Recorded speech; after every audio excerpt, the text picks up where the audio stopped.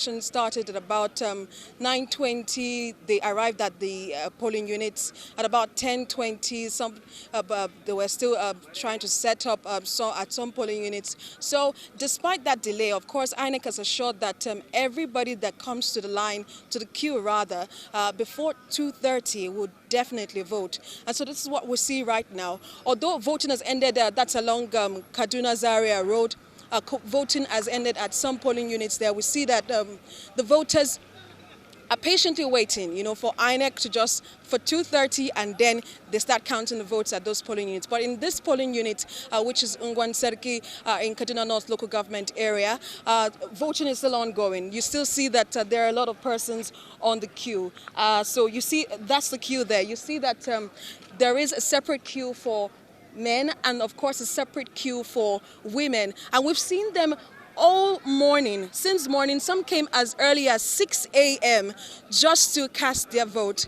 And what we've seen as we go through, as we've been observing in the course of this process, is that people are, of course, geared up. They're pumped up to elect the next president of Nigeria. And you know that Kaduna is strategic to this election, to any of the candidates. If you can win Kaduna and win some other states, the odds could be in the candidate's favor. And so Kaduna has about 4.1 million voters. Women take up about half of that number. And we also see that around the polling units, for instance, this particular spot, we have two polling units. One on my right, which is your left, has about 700 voters, registered voters. This one just behind me has about 949 registered voters. And so it tells you, it gives you an idea of the number of persons that were here earlier. Earlier we saw the governor, this is the governor's polling unit. We saw the governor cast his vote some minutes back, and he waited on the queue for almost 3 hours. So that tells you, gives you an idea of how long he had to wait for him to cast his vote, because he didn't want to jump the queue like some other important persons. And so it gives you an idea of how people are happy or enthusiastic, if I would use the word again, about this election. And that's what we've seen so far in some parts of Kaduna metropolis. Although there have been skirmishes in some parts, just like the governor had told us, he mentioned that there was some sort of electoral violence in Sabo local government and southern Kaduna, but is very optimistic that because of this innovation, which is the Beavers machine that INEC has introduced into Nigeria's electoral system, we do not have to worry about political thugs.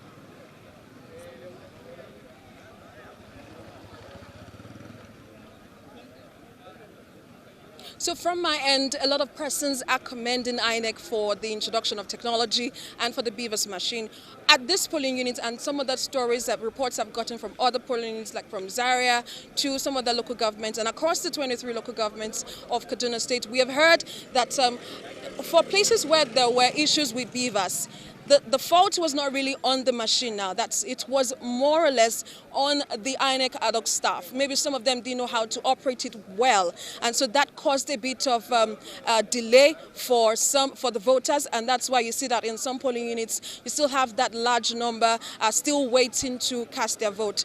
But something that I observed, is, according to the Electoral Act, there should be consideration given to persons with disability. But what we've observed is that there were no considerations given to them. From my report, you'd have seen that I spoke with a man called Saliu, and he told me they moved from one polling unit to the other in group, just like you see them. You see them right here in groups. They're moving from one polling unit to the other. Just ensure that they are able to bring themselves together, go to each other's polling units, and then cast their vote for their preferred candidates. So as to Beavers machine malfunctioning, we've not heard issues like that. We've not heard reports like that in this area. But from the governor, from all of the persons we've spoke to, from the voters, they're happy that the accreditation and voting is happening at the same time. They're happy that it's a smooth process as far as you have your PVC and the Beavers machine recognizes your thumb print or your face, you're good to go. So at this point, there are no issues. And when we spoke with the administrative secretary, because the state does not have a resident electoral commissioner, he had said that there are backups and there are also roving technicians, that's his word, that would also see to issues of to see to technical issues in the various polling units. So he has assured that INEC, will be able to work their magic again and then get this electoral process smooth, fair, credible, as we all expect.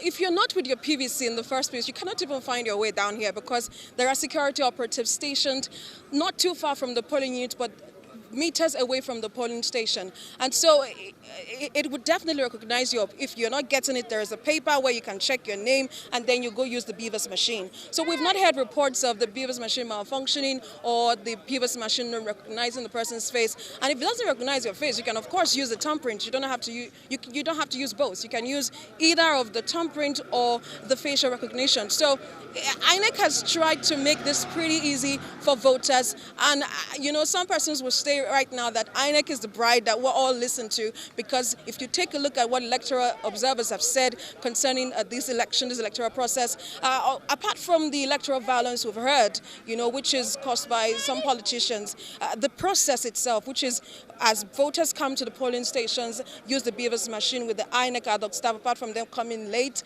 this morning, we've not had any issue of the Beavers or the Beavers technology, malfunctioning. And INEC has said that from the elections we had last year, which was the Ekiti or Osun elections, they've improved. They've improved on the mistakes that they got from even the 2019 elections with the smart card readers. If you remember, the smart card readers gave us a lot of issue. And with the innovation of the Beavers machine, it stirs up, something new for INEC officials and even the voters. It makes it easy to cast your ballot. But of course, a lot of persons would still advocate that, of course, there could be some innovation added to a voting process in Nigeria, which is, why can't you just vote from the comfort of your home? Because someone I spoke with this morning came from a place which is like 25 minutes away from here, and he had to come here as early as 6 a.m. So imagine if he was able to vote from the comfort of his home for his preferred candidate and not stand under this hot sun. Because I tell you, it's really hot. It's very, very hot. So imagine that you don't have to stand under this hot sun, and then you sit in the comfort of your home, and then you're able to vote. So I guess that's a discussion that we're going to be having after this presidential election.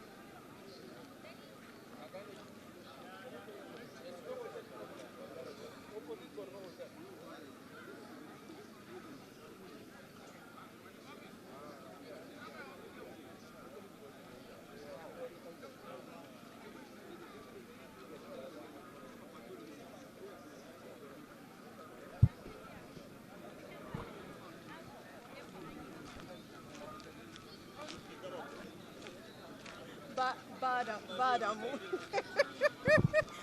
know. Now who be the anchor for this? Who be that? Now who be the anchor? It's Kemi. Kemi for that.